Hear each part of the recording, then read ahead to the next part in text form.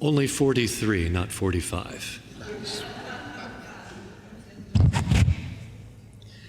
Thank you so much for having us. And the challenge of the evening is to condense into a single program the story of the American Revolution.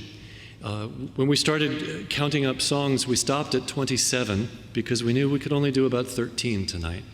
But these are organized chronologically. And we'll begin, of course, with the post-French and Indian War taxation that drove the issue of independence eventually. And we'll begin with a song that we figured you guys need to sing along with us because people worked together through this period. And I'm going to teach you a very simple little chorus to the words which nobody can deny, but to a tune you may not recognize. Your part's going to go like this, and then I'll tell you how it works. Which nobody can deny, which nobody can deny. Give it a try. Which nobody can deny, which nobody can deny. Because our first song shows up in the collected writings of Benjamin Franklin. He did not necessarily compose it, but he liked it well enough that he wrote these words down, and they reflect his failed attempt to go to Parliament and suggest there was a way we could work out these taxes in the mid-1760s.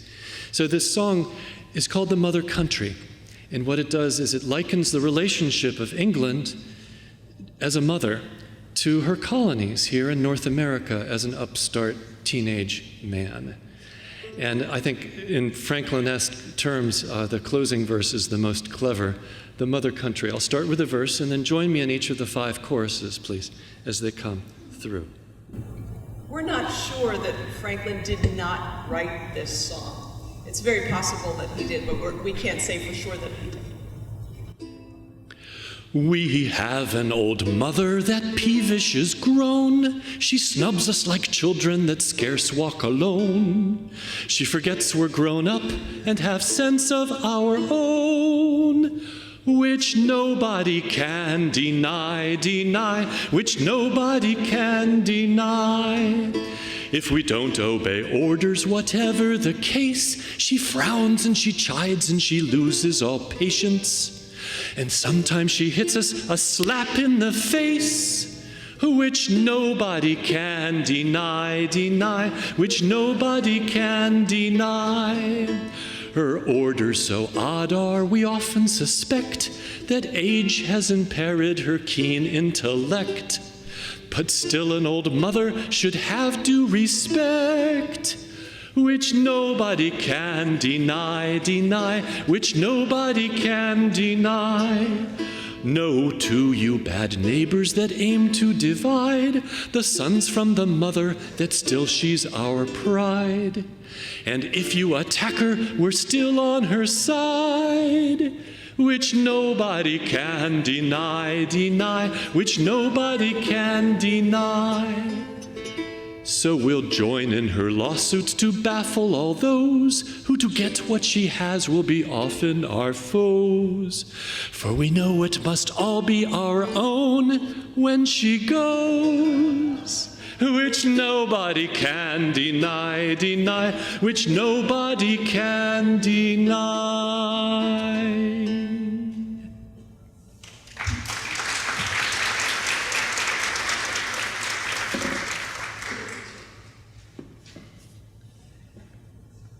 So the direct impact of these taxes took a terrible toll on the ladies.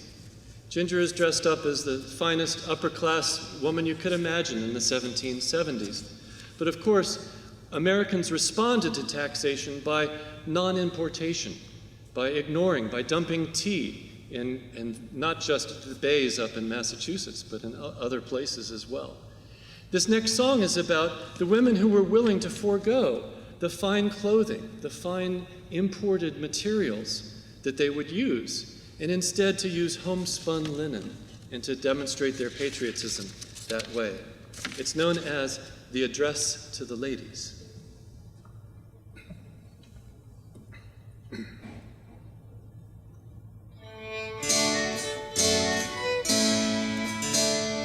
Young ladies in town and those that live round, let a friend at this season advise you.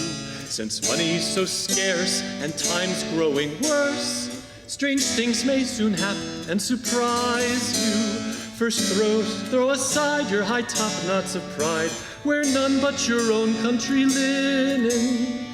Of economy boast, let your pride be the most, to show clothes of your own make and spinning. What if homespun, they say, is not quite so gay as brocades yet be not in a passion? For when once it is known that as much war in town, one and all will cry out 'tis the fashion, and as one may agree that we'll all not married be to such as will wear London factory, but at first sight refuse, tell them such you do choose, as encourage our own manufactory.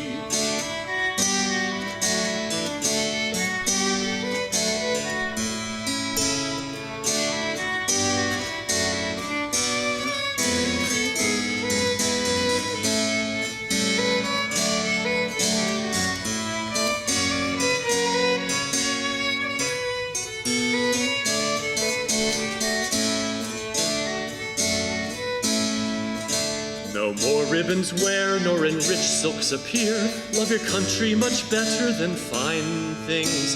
Begin without passion, 'twill soon be the fashion to grace your smooth locks with a twine string.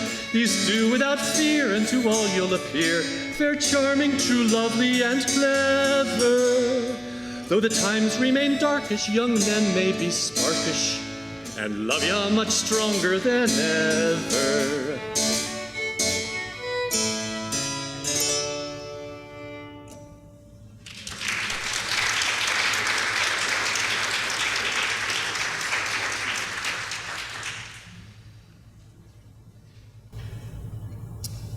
The instruments that we're playing were all of the period.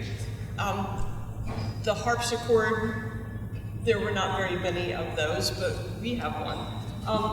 The one instrument that was more popular than any would have been the violin, and called then interchangeably violin and fiddle, the nickname for the instrument, and used in less formal situations.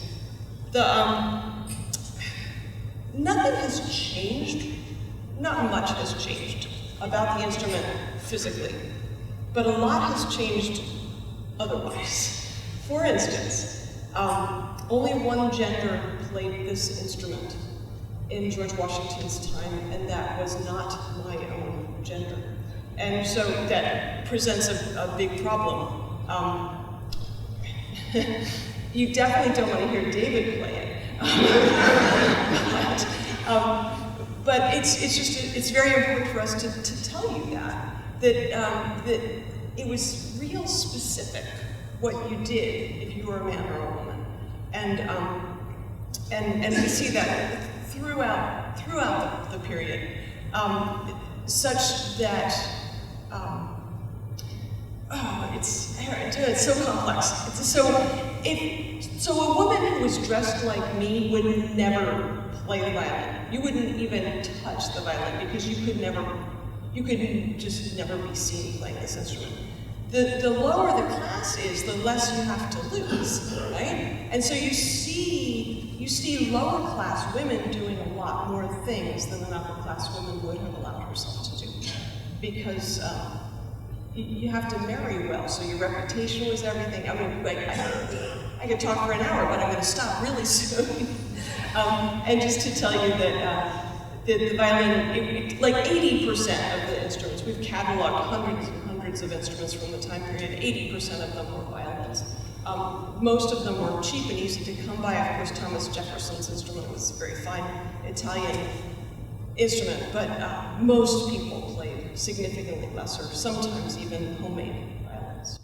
So not only should Ginger not be playing the violin, but I shouldn't be playing the harpsichord. There were some men who played. Francis Hopkinson, for instance, will be playing a composition of his. But the gender roles really are exactly reversed if we look at what was done in the Jefferson families, the Washington families, and many others throughout early America. This is a reproduction of what's called a spinet harpsichord. And a spinet is sort of the equivalent of an upright piano today as opposed to a full grand piano. And the grand piano equivalent is the grand harpsichord.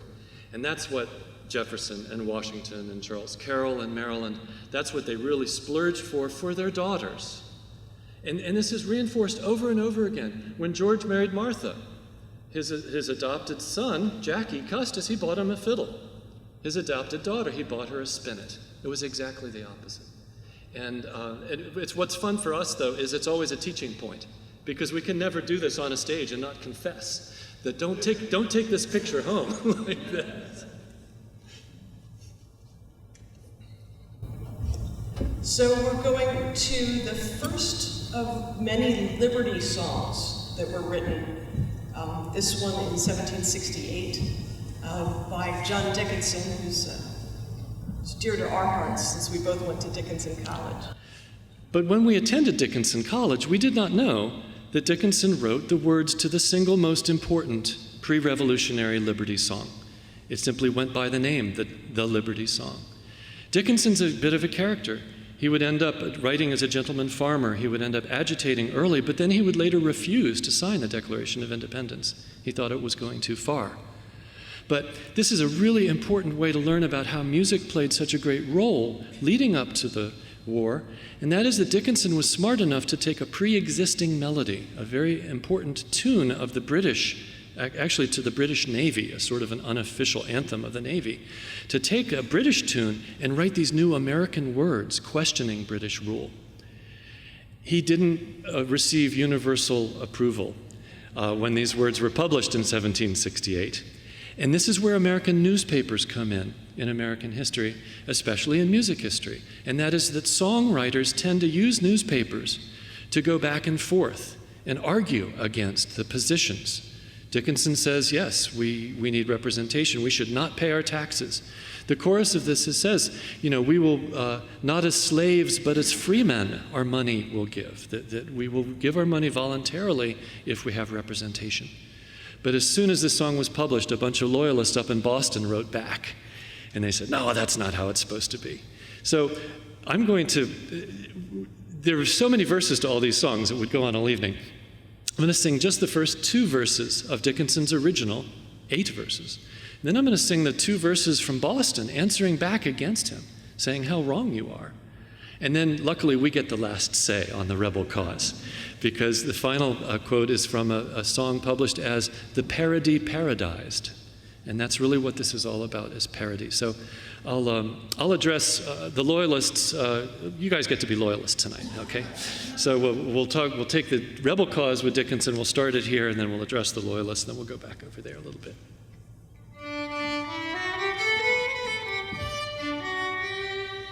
Come join hand in hand, brave Americans all, and rouse your bold heart at fair liberty's call. No tyrannous act shall suppress your just claim, nor stain with dishonor America's name. In freedom we're born, and in freedom we'll live. Our purses are ready, steady, friends, steady. Not as slaves, but as free men, our money we'll give. Our worthy forefathers, let's give them a cheer. To climates unknown did courageously steer. Through oceans and deserts for freedom they came, and dying bequeathed us their freedom and fame. In freedom we're born, and in freedom we live. Our purses are ready, steady, friends, steady. Not as slaves, but as free men, our money we'll give. Come shake your dull noodles, you pumpkins and ball, and own that you're mad at fair liberty's call. No scandalous conduct can add to your shame. Condemned to inherit the same. In folly you're born, and in folly you live, and stupidly steady, ready make ready. Not as men, but as monkeys, those tokens you give. Their grandsire, old Satan, let's give him a cheer, would act like themselves and most wildly would steer. So great an example and prospect would keep. Whilst you are alive, old Beelzy may sleep. In folly they're born, and in folly they'll live, and madly still ready, ready steads ready. Not as men, but as monkeys, these tokens you give.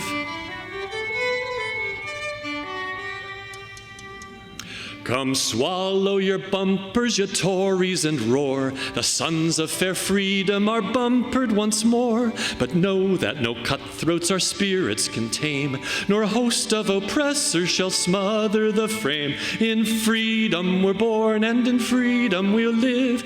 In steady surrender we swear to defend her, and scorn to survive if unable to save.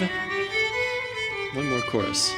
In freedom we're born, and in freedom we'll live. We'll never surrender, and swear to defend her, and scorn to survive if unable to save.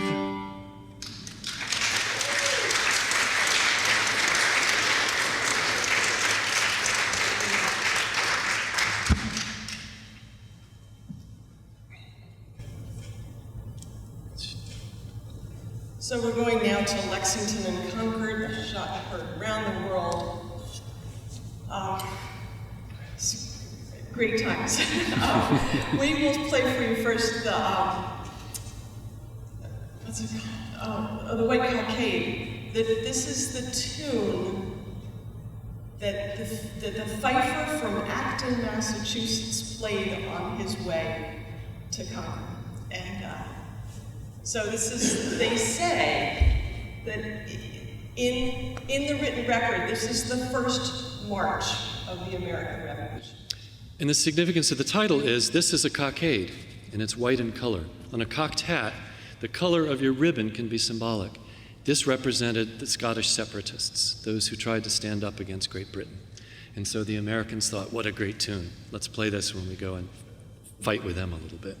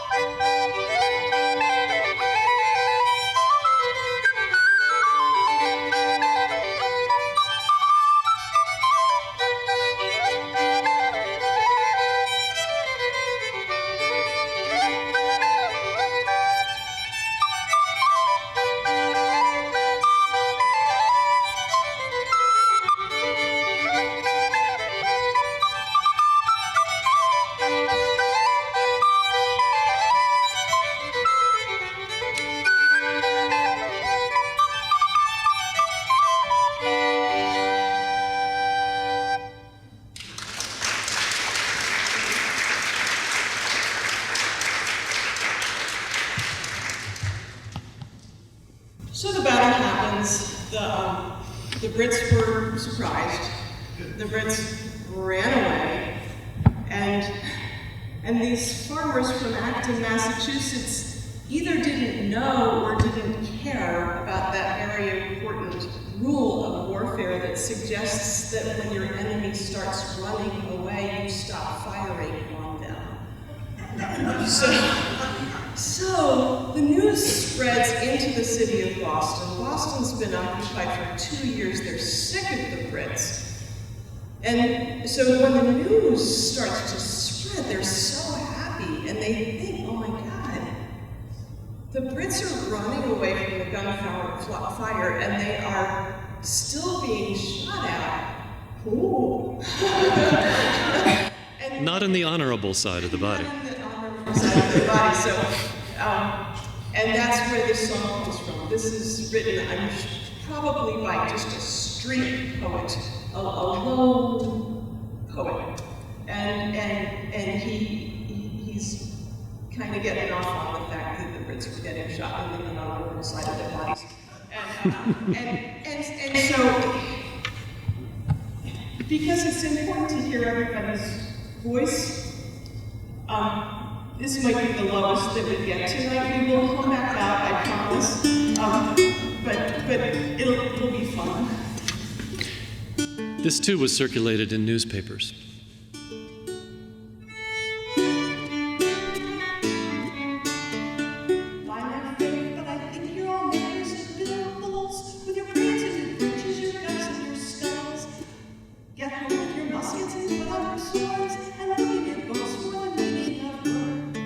You see now, my honeys, how much you're mistaken, for Concord by discord could never be beaten.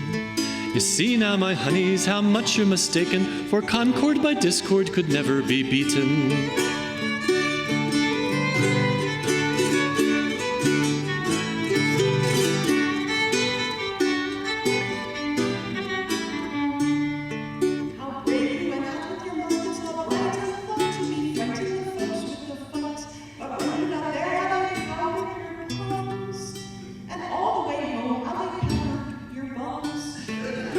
And is it not, honeys, a comical farce to be proud in your face, then get shot in the arse? Is it not, honeys, a comical farce to be proud in your face and be shot in the arse?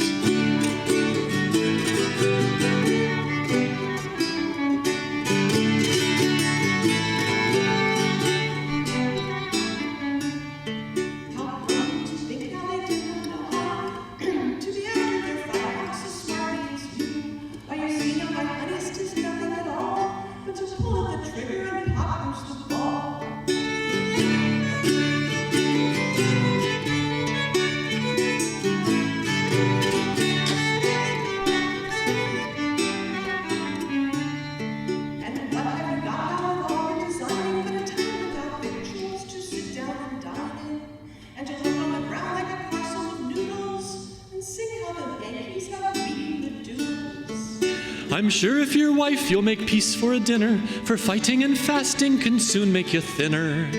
To look on the ground like a parcel of noodles, and to sing how the Yankees have beaten the Doodles.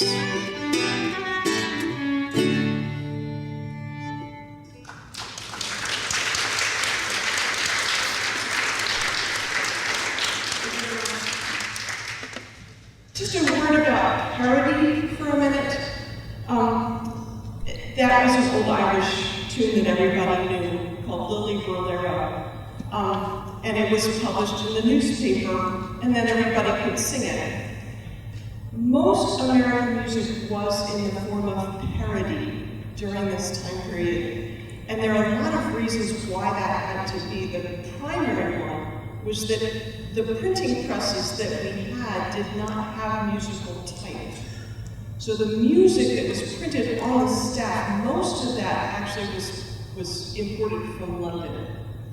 So we couldn't immediately publish the music of the American Revolution except with the use of parody.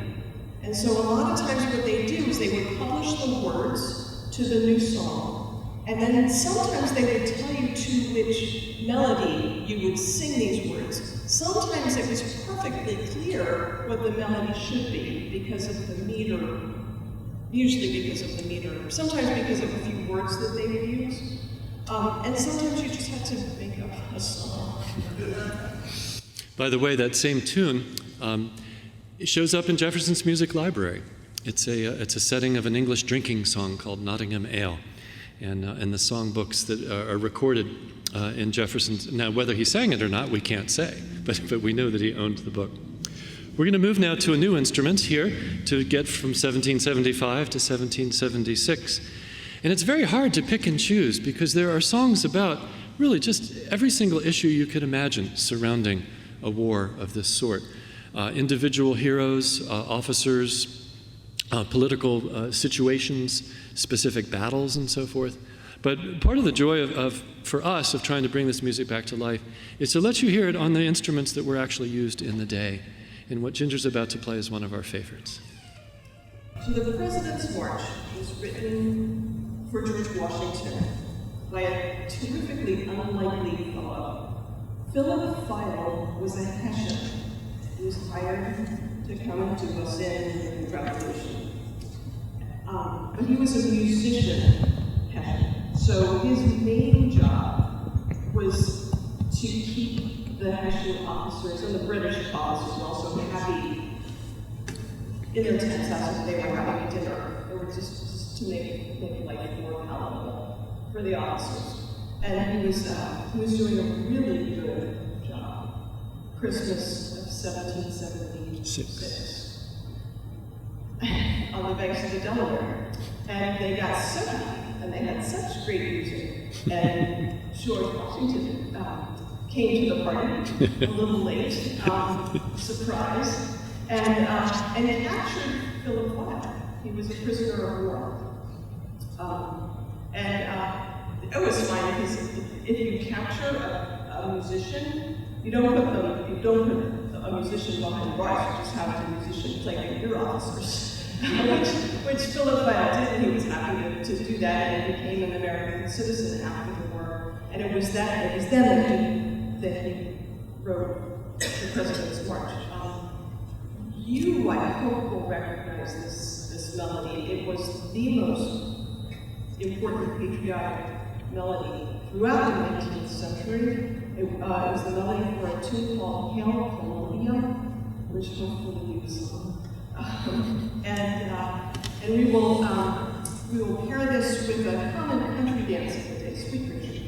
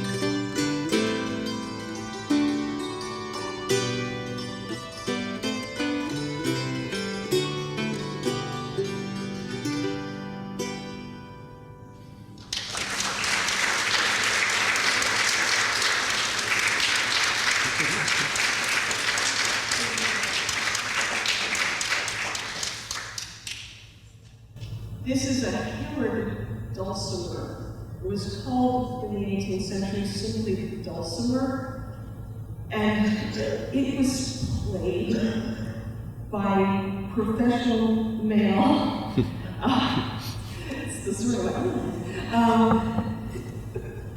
itinerant musicians. So it had this really funny kind of place in the music world. There were only 5 of these that we know of that traveled through the colonies. So you would think that's not an important instrument, except the people who played this instrument traveled and sought out people to come and see them play. And they advertised heavily, so we know exactly where they were all the time. And so it's just such a weird instrument because just 5 of them, there were a lot more harpsichords, but the harpsichords stayed in the homes of the wealthy. And most of us are not going to get that invitation to go to that house, right? And so it's likely that more people saw this instrument played than saw harpsichords played. But certainly not very many people actually played. But it's so much fun. I love to play. It's really fun. We do a lot of programs in schools, and it's neat to ask 5th graders, is there any other instrument that hammers strings? And usually one kid goes, piano? And yeah, this is the forerunner to the piano, although it predates the piano by, about 700 years, I think? Yeah, there's an illustration of a hammered dulcimer in a German manuscript from the year 1050. That's a very old representation of a musical instrument. And the earliest piano was 1728. 1706 or so, maybe. Oh, sorry, 1706. Yeah, that's what the Smithsonian says. But the pianos, the instrument here on this side of the ocean was always the harpsichord until more about the turn of the 20th century.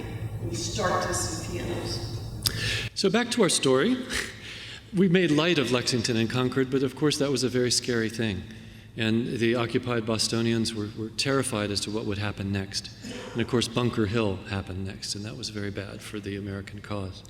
It was very bad for George Washington when he narrowly escaped New York with his life. Thank goodness for the Maryland line. We're from Maryland, so we really like them a lot. But if there's to be a turning point, it was in 1777 in Saratoga. And one of the most curious stories, of course, is the man who was known as Gentleman Johnny Burgoyne. Quite often the leadership, generalships in the British Army went to, of course, the elite. And quite often they had no experience in fighting wars. They just wanted to be able to boss people around and so forth. And so in this case, Burgoyne really didn't know what he was getting into. He did not properly supply. The supplies he brought mostly included champagne. And you don't win a war that way. In fact, he ended up losing quite a number of soldiers. Several thousand surrendered in October of 1777. And here's one of the songs that represents that. And it too was circulated in a newspaper under the title, "A Song on the Surrender of Lieutenant General Burgoyne and His Army to Major General Gates. Tune, My Daddy Was in the Rebellion." So in this case, the newspaper names which melody to use, and here's how it goes. This is very clever, by the way.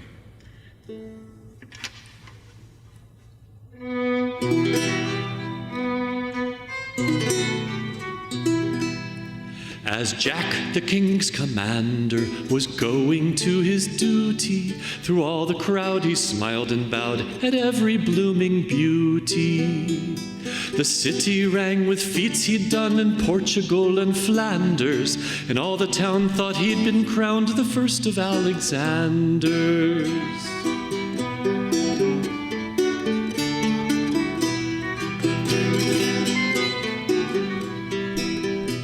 To Hampton Court he first repairs, to kiss great George's hand, sir, then to harangue on state affairs, before he left his land, sir. The lower house sat mute as mouse, to bear the grand oration, and all the peers with loudest cheers proclaimed him through the nation.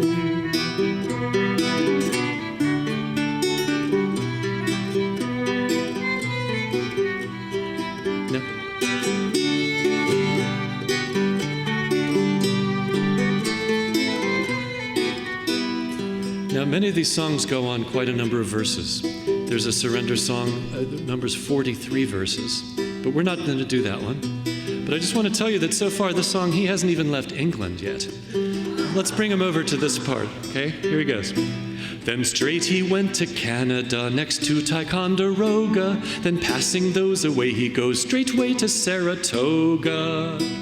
With grand parade his march he made to gain his wished-for station, whilst far and wide his minions tried to spread the proclamation. To such a state he offers made of pardon on submission, but savage bands who'd waste the land of all of opposition. But ah, the cruel fate of war, this boasted son of Britain, when mounting his triumphal car, with sudden fear was smitten.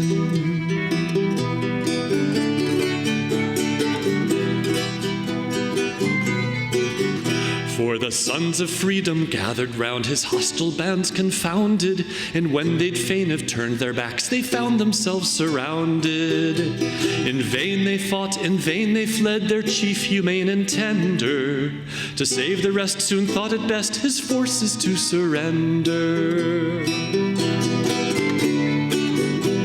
Monsieur St. Clair, when first retired, knew what the fates portended, and Arnold with heroic gates his conduct have defended.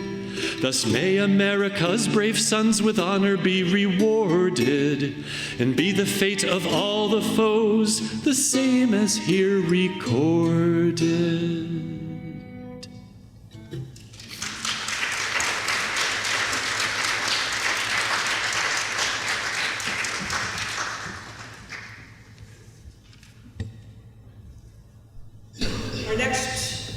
Set of songs is, they're all from the dance. So we're going to talk just a little bit about dancing. Everybody danced, unless you had a foot problem. It was the thing to do. It was the social gathering. It was what we looked forward to. And so when there was a ball, that was where you were probably going to have your new dress. You would study the dance moves, especially the latest dances, the dances from France. And you might even hire a dance instructor to come to your house and to make sure that you were ready for the ball. And what happened then at the ball, and the reason that you had to be really prepared for it, was that at first, the first dances that were done were the minuets. The minuets were danced just one couple at a time, which means that everybody else at the ball is watching that couple, right? That's why you have a new dress, and that's why it has to be perfect, and that's why the steps have to be perfect as well. So once the minuets are all done, then the punch starts to flow, and then we do the country dances. Country dances, what that means is that everybody at the ball is dancing at the same time. So the whole country is dancing. And it's just so much easier. And so you can be drinking because not everybody's looking at your steps. So we'll start out with a minuet, and then we've got 3 country dances, all of them associated with this exact time period. Because that's what people did, is they would write tunes specifically for someone who was giving them a lot of money to do it, or to commemorate an event. So the New Bath Minuet actually was pre-existing to the Revolution. Valley Forge is a stolen British tune. It was known as Felton's Gavotte. But after the rough winter at Valley Forge, Americans decided to take that tune and rename it in honor of that winter. Successful campaign, of course, outlines Washington's turn of events after Saratoga, and March to Boston, of course, is one of the favorites of fifers and drummers. I should also add, though, you may think it's a bit incongruous to think of dancing a minuet during the war, but they did that. Martha joined George every single winter campaign through the American Revolution. And they set up, they had their captured musicians and other musicians play dance music, and they emulated what Burgoyne tried to do here in this country, but they emulated that fashion of elitism actually during the war, but in the off-season, at the winter times.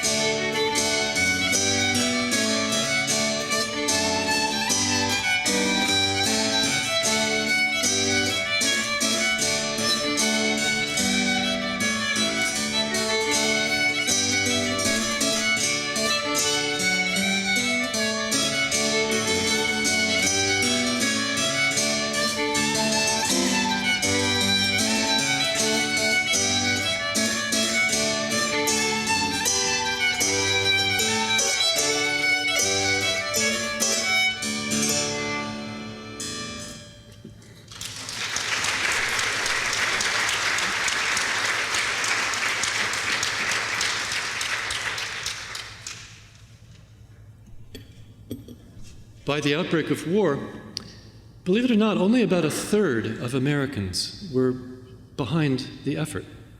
A third of Americans were against war entirely. There were pacifists like the Moravians and others with religious objections. But most importantly, there were lots of Loyalists or Tories, especially in New York and New Jersey and places like that, few in Maryland. So with only a third of the people, how can we tell the story without looking at some of the other perspectives? In Western Pennsylvania, Western New York, Western Pennsylvania, Western Virginia, Maryland, many men who came to fight were not trained soldiers, but they were hunters. And the tool of their hunting was a long rifle. Now, a long rifle is very different from a musket. A musket is a shorter gun with a smooth bore. And when a musket ball is fired out of a musket, it can go almost anywhere. I mean, generally that way, if you're pointing that way. But this is why the style of warfare developed by the British and the French in particular involved soldiers, lots of soldiers firing muskets at once. So on average, most of the musket balls would go the right direction. A rifle, on the other hand, has a spiral etched inside the bore of the barrel. And this allows the ball to take a spin and to be much more predictable. And they became quite good sharpshooters. The British hated American sharpshooters because we broke the rules. We targeted their officers. We picked them off. And this is just one of the complaints you'll hear in this next song. This is published in an American newspaper when the British took Philadelphia. And so the British get to put out the news that they want heard. They get to publish the songs that represent the Tory position. And I think this is one of the most educational pieces of music in teaching American history, because these verses, as clever as they are, they outline the main complaints of the Loyalists or the Tories. First of all, we ain't got no respect. We're not grateful for the king and for Parliament, that we don't have a standard currency, that we have we don't have an organized army, we break the rules of warfare. All of these things will come out here in the verses. And we're going to ask you once more to join in a little bit of a chorus. Because the way that you knew, if you were a Loyalist or a British fighting against the Americans, the way you knew you were fighting against one of these guys, he was wearing his hunting shirt as well as using his rifled gun. And that's the chorus. You get to sing the words hunting shirts and rifled guns to this melody. With hunting shirts and rifled guns. Now try it like you're really angry in a tavern, you've been drinking a lot, and this is the way that you get it out of your system. Ready? With hunting shirts and rifled guns. And here come the verses. I'll signal you when to come in. You brave, honest subjects who dare to be loyal and have stood the brunt of every trial of hunting shirts and rifled guns. Come listen a while and I'll sing you a song. I'll show you those Yankees are all in the wrong, who with a blustering look and a most awkward gait against their lawful sovereign dare for to prate in their hunting shirts and rifled guns. These arch-rebelled, barefooted, tattered Demalions in baseness exceed all other rebellions, hunting shirts and rifled guns. To rend the empire the most infamous lies their mock patriot Congress do always devise. Independence like the first rebels they claim, but their plots will be damned in the annals of shame, hunting shirts and rifled guns. Forgetting the mercies of Great Britain's king, who saved their forefathers' neck from the string with their hunting shirts and rifled guns. They renounce allegiance and take up their arms, assembled together like hornets in swarms. So wretched their sheet, so wretched their show, that carrion crow follows wherever they go with their hunting shirts and rifled guns.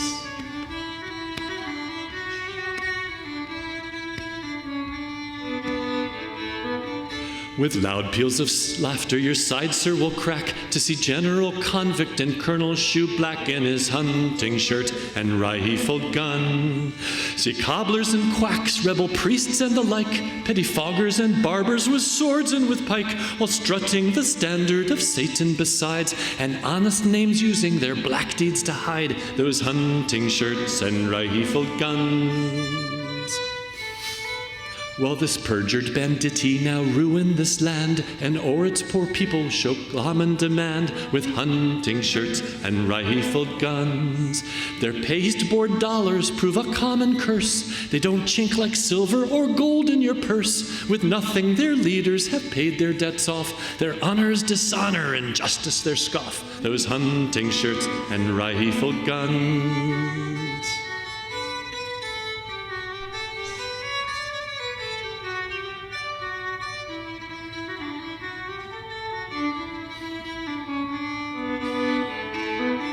For one lawful ruler, many tyrants you've got, who force young and old in this war to get shot with hunting shirts and rifled guns.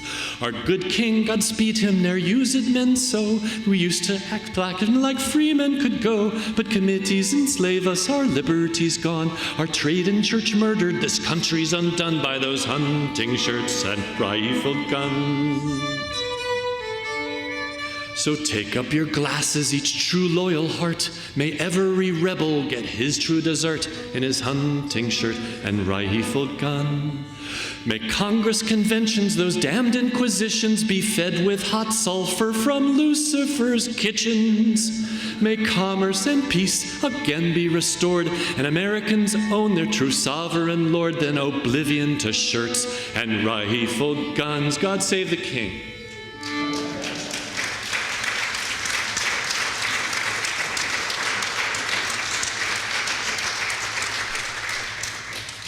Thank you so much. So let's talk about guitars.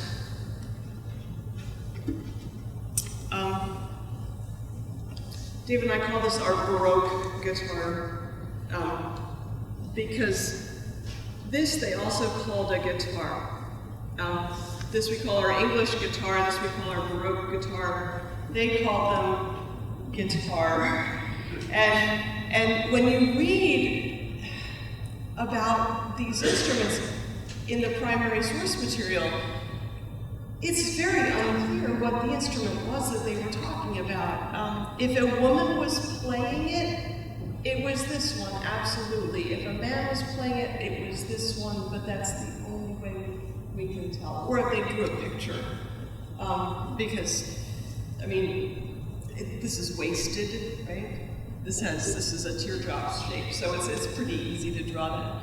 But they both have 10 strings. They're tuned completely differently. This one is tuned in metal strings, and this one in gut. And so you wouldn't be the same person playing this guitar because you can't really play both of them. If you go to Monticello, you'll see the English guitar that Jefferson bought for his daughters, sitting atop the harpsichord. Washington bought, of course, for Nellie Custis, an English guitar very similar to that, even fancier. And that instrument survives today at Mount Vernon. You can go and look at it. So, get your cameras ready. This is going to be our only gender-correct piece of music today, with a lady playing a lady's instrument, and the man playing yet another instrument that a woman would not play. We call this a recorder today, but the term was not in use back then in America. They would have called this a flute, or an English flute, or a common flute, which tells you something, because there are references also to German flutes, and the German flutes are the transverse instruments that would later take over from these in the same way that the pianos would take over from the harpsichords in the 19th century.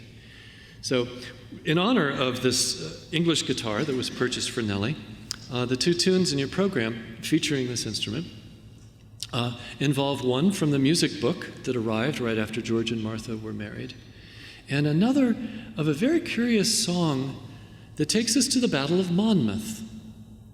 Now, remember I mentioned that Martha followed George each of the 8 winter encampments during the Revolution, and that they gathered together, they dined, they danced, and they did other really important things. But Martha certainly never wandered around on the battlefield. This was not a woman's place.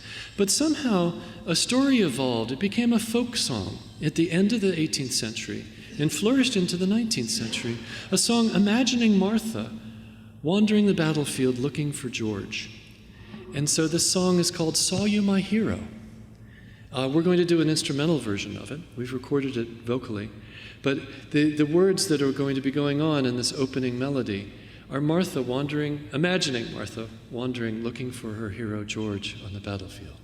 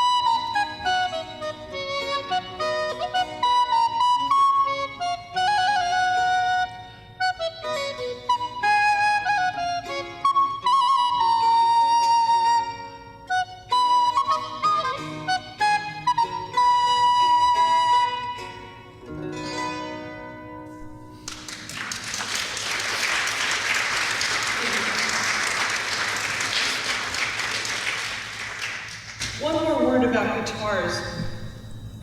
This instrument was kind of the instrument for people who could not afford a harpsichord, but wanted their daughter to look good in the portrait. No, really, I mean, this is if you put this in front of you and when you had your portrait painted, it really showed you had a lot of class. So this was kind of the lesser instrument, but the Baroque, this guitar, they didn't call it Baroque. They didn't know they were in the Baroque period back then, actually. This guitar was so expensive, and in a way, when you look at it, it is it's over fancy. This is a macaroni guitar. That's what we call it with our kids. It's overly fancy, so it can be elitist. So it can be part of only the upper class. And guitars were like that until about 1820. It was between 1780 and 1820 that guitars went from a 10-string instrument generally to a 6-string instrument. And then they lost the fancy, they call this the rose, they lost the fancy handlebar mustache and all the, most of the inlay. And then it became kind of an everyman's instrument. So we're finally up to 1778, when Francis Hopkinson wrote one of the pieces dedicated to George Washington. He called it a toast. You may have noticed that the word bumper was used when I was raising my pewter mug. Bumpers are anything that you can click together to toast with. And in fact, Hopkinson, who was a signer of the Declaration, Hopkinson himself was a musician. He would later end up dedicating a set of 8 songs to George Washington during the Washington presidencies. But this one is quite striking because unlike so many of the other pieces, this is not a parody. This is not a redoing of an Irish jig or of an older English song or of something else being reused. This is a brand new melody that Hopkinson wrote, a toast.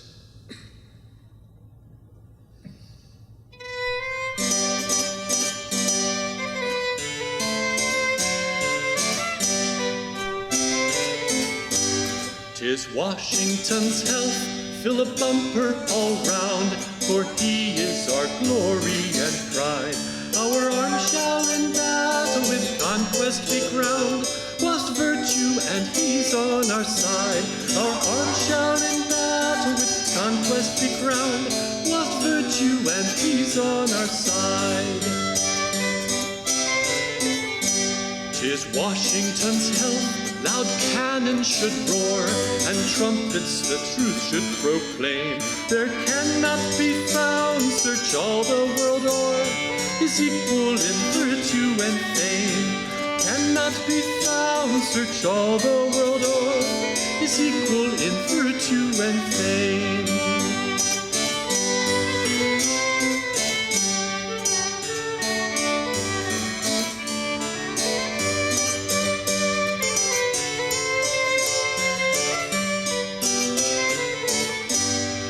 Washington's health, our hero to bless.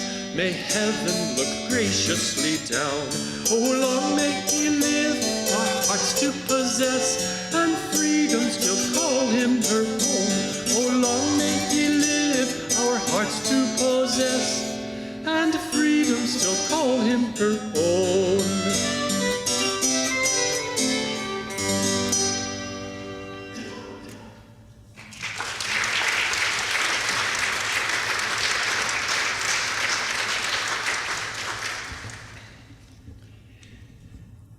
Back when we had presidents by the name of Bush, we used to get quite a laugh out of introducing this next piece from the Bush music manuscript. Now, it turns out that this manuscript owner was not related to the Bushes of Texas, but he was from Delaware. And Captain Bush was George Bush. Was indeed, I forgot to put that important part in. He was an amateur musician, but he was an officer. And he kept a little music notebook with him. that he carried around, and he copied out some of the favorite tunes that he would play. Dance tunes like we've played, songs representing battles and so forth. But this one really stands out because this song called The Drum gives us a peek into the life of the common soldiers, and that is the drum being the instrument of communication to them. This is long before the days of electronic communication, of course, and in the heat of battle, the only way to tell your soldiers what to do when guns are firing and so forth is to have a musical instrument as loud as a snare drum to communicate a pattern that tells them, advance, retreat, swing left.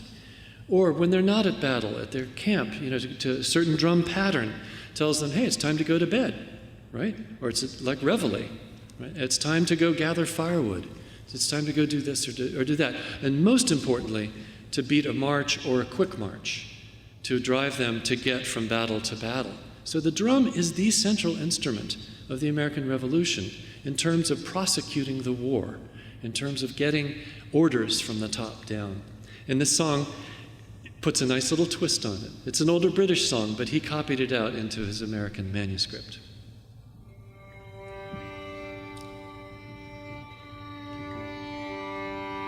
Come each gallant lad who for pleasure quits care to the drum, to the drum, to the drum, head with spirit repair. Each recruit with his glass, and each young soldier with his lass, till the drum beats tattoo, the drum beats tattoo, reveling the sweet night to pass.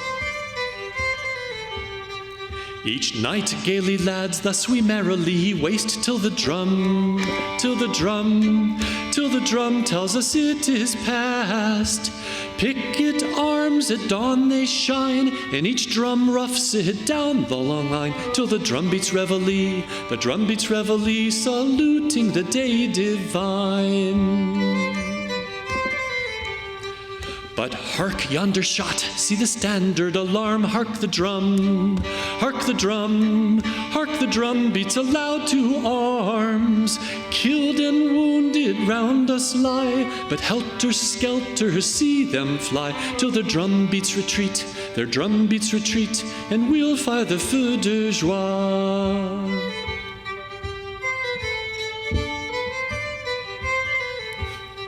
Then over the bottle our valor will boast, while the drum, while the drum, while the drum rolls every toast. For America now huzzay, the work is ne'er done, we'll dancing and play. Then the drum we'll embrace, the drum we'll embrace, till war calls again away.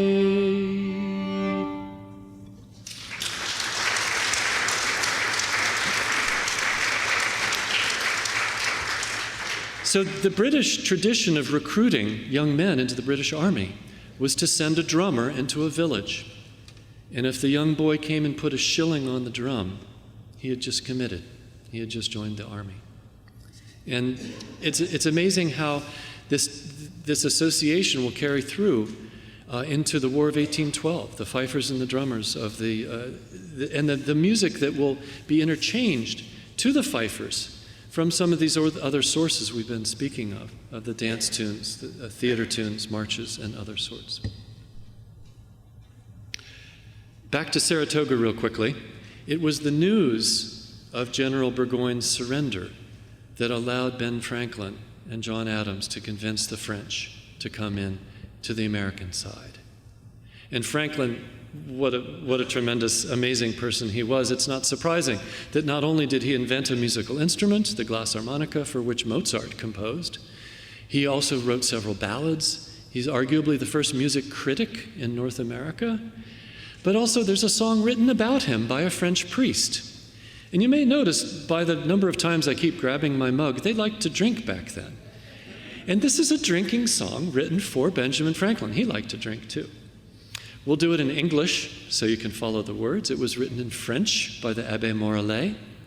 And the clever aspect of this song is the association of drinking the drinks of the great national powers that were contesting in Europe, and how we should raise our glass to Ben. I won't make you sing the chorus on this one, it's rather difficult. But if you feel like it and you catch a few words, jump on in. It's a hoot.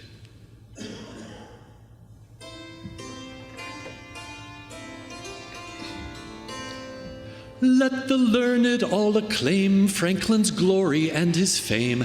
I myself his winning ways in a drinking song shall praise. So let's raise a glass and then sing the praises of our Ben. Raise, raise the glass and then sing the praises of our Ben.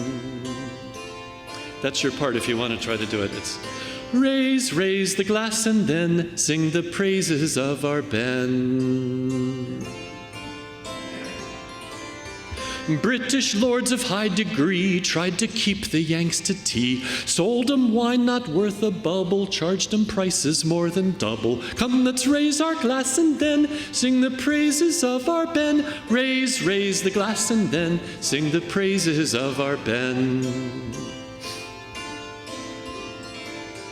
Why does Congress go to war? Wine is well worth fighting for. And if they win, the Yanks will gain a supply of French champagne. Come, let's raise our glass and then sing the praises of our Ben. Raise, raise the glass and then sing the praises of our Ben.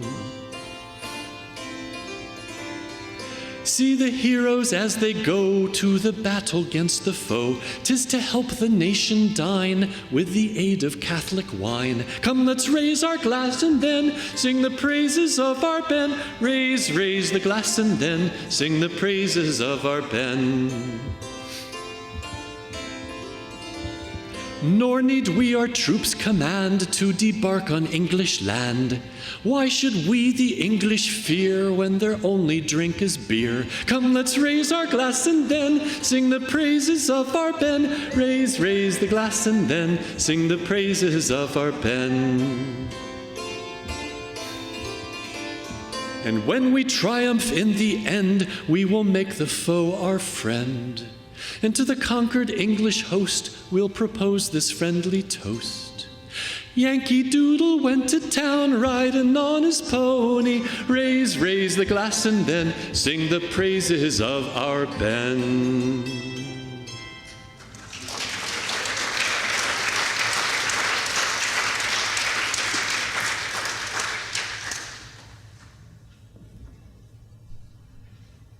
Speaking of Yankee Doodle, by far the most parodied and reused melody of early America.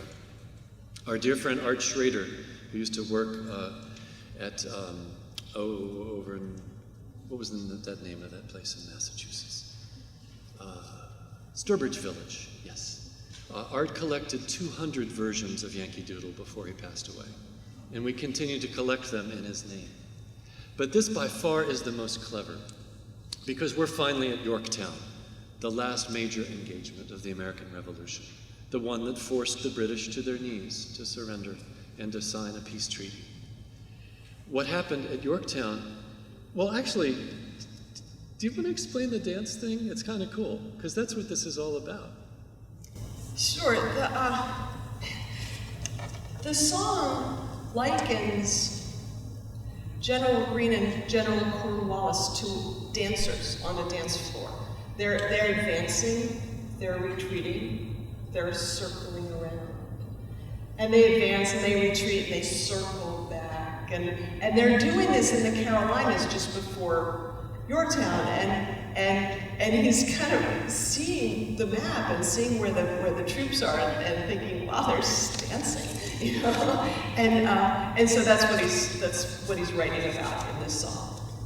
And the honors of the dance floor are quite similar to the honors of the battlefield in traditional European culture. They're written out. You know, the terms of surrender are negotiated. And believe me, in the last few surrenders, in the last few, like the marching out of Charleston, South Carolina, it was written, you guys cannot play Yankee Doodle, that's our song. You're not allowed to do it. It was that important, that symbolic. So we'll squeeze together 8 of the 13 verses of this one with a few choruses. We don't need to teach you the chorus to this, I hope. If you want to sing, join in. But notice that one important person is going to be named who doesn't show up a lot, in the Revolution, but you're going to hear a lot about him, the Marquis de Lafayette.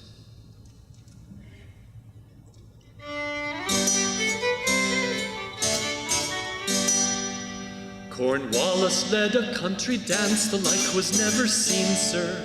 Much retrograde and much advance, and all with General Greene, sir. They rambled up, they rambled down, joined hands and off they run, sir. Our General Greene to Charleston, the Earl to Wilmington, sir. Yankee Doodle, keep it up, Yankee Doodle dandy. Find the music and the step, and with the girls be handy. Greene in the South and danced a set and got a mighty name, sir. Cornwallis jigged with young Fayette, but suffered in his fame, sir. Delighted figured to the shore, most like a lordly dancer, and on his courtly honor swore he would no more advance, sir. Yankee Doodle, keep it up, Yankee Doodle dandy. Find the music and the step, and with the girls be handy. Then Washington, Columbia's son, whom easy nature taught, sir, that grace which can't by pains be won, or Pluto's gold be bought, sir. So hand in hand they circle round this ever-dancing pier, sir. The gentle movements who confound the Earl as they draw near, sir. Yankee Doodle, keep it up, Yankee Doodle dandy. Find the music and the step, and with the girls be handy. Well, his music soon forgets to play, his feet can move no more, sir. And all his bands now curse the day they jigged it to our shore, sir. So Tories all, what can you say, come, is this not a griper? That while your hopes are danced away, 'tis you must pay the piper. Yankee Doodle, keep it up, Yankee Doodle dandy. Find the music and the step, and with the girls be handy.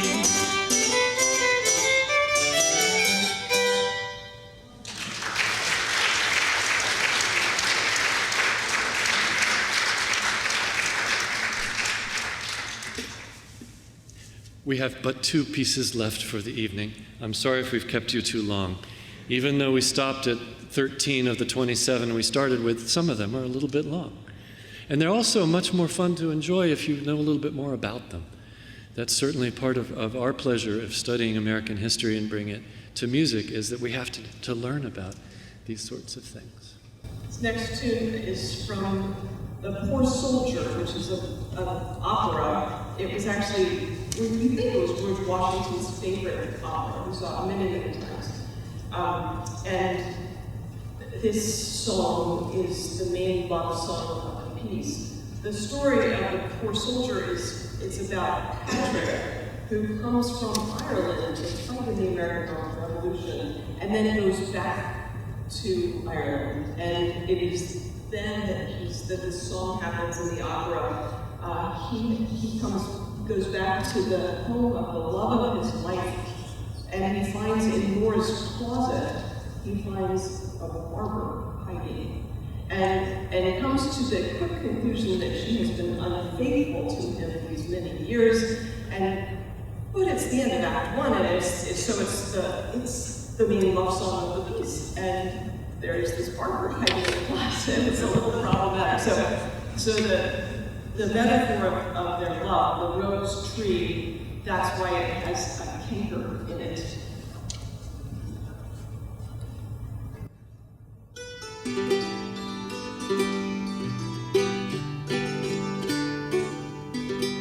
A rose tree in full bearing had sweet flowers fair to see. One rose beyond comparing for beauty attracted me. A rose tree in full bearing had sweet flowers fair to see. One rose beyond comparing for beauty attracted me. Though eager then to win it, lovely blooming fresh and gay, I find a canker in it and now throw it far away.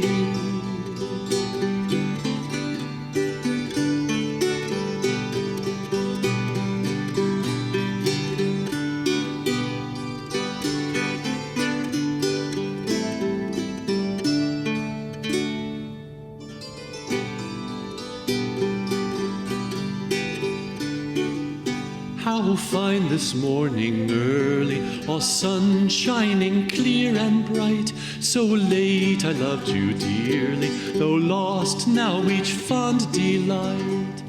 The clouds seem big with showers, sunny beams no more are seen. Farewell, ye fleeting hours, your falsehood has changed the scene. The clouds seem big with showers, sunny beams no more are seen. Farewell, ye fleeting hours, your falsehood has changed the scene.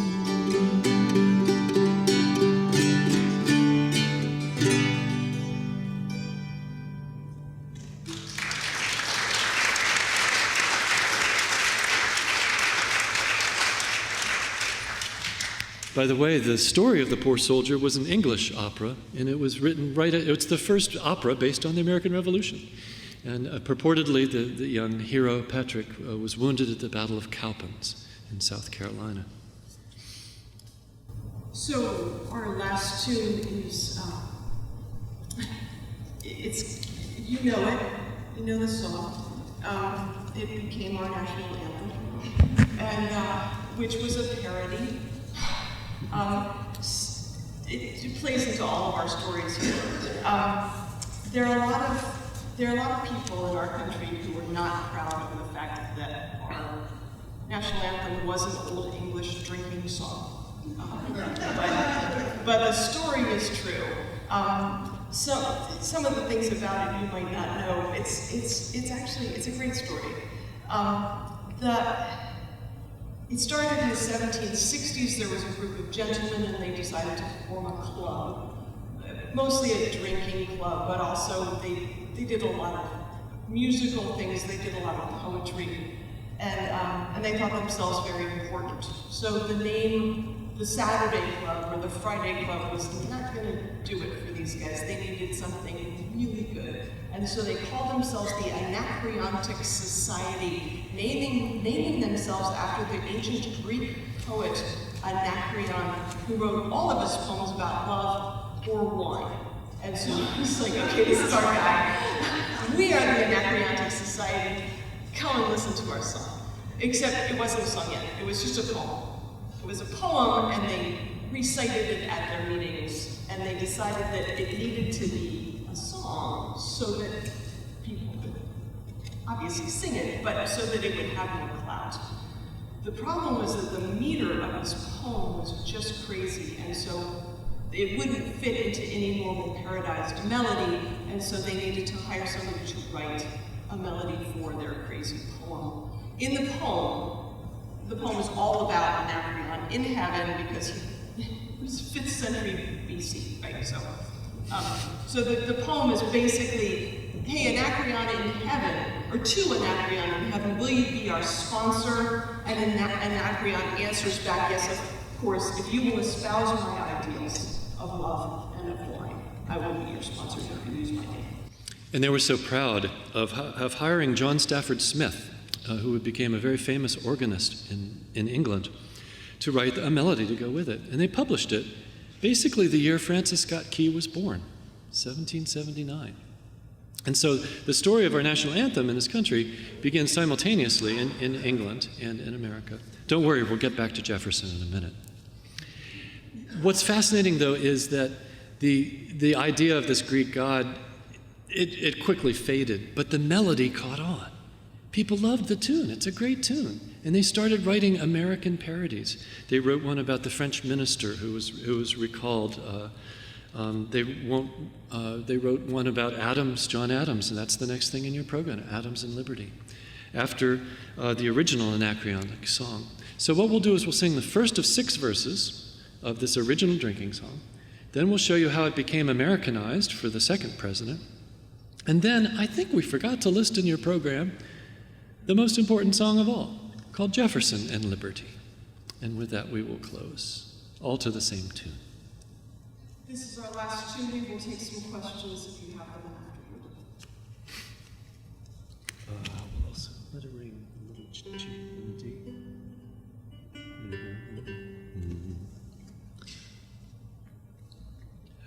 To Anacreon in heaven, where he sat in full glee, a few sons of harmony sent a petition, that he their inspirer and patron would be, when this answer arrived from that jolly old Grecian.